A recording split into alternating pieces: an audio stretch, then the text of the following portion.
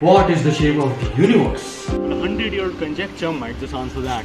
In 1904, Henry Poincare said, imagine you have a blob sitting inside 4-dimensional space.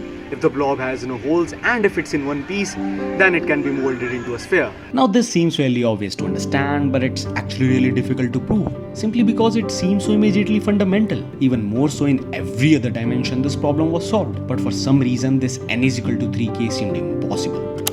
Now you might be thinking, shouldn't that be 4 dimensions?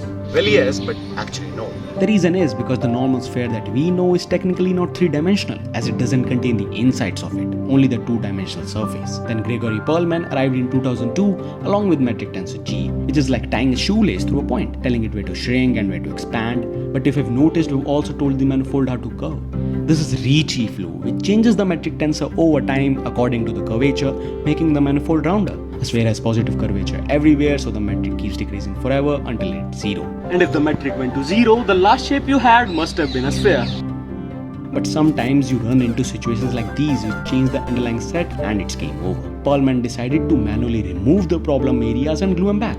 As it doesn't change the underlying manifold, if you end up with a sphere, you must have started with something moldable to a sphere. Now this statement was so surprisingly enticing and beautiful that quickly it gained legendary status. And finally, this proof makes it one of the greatest triumphs of modern mathematics.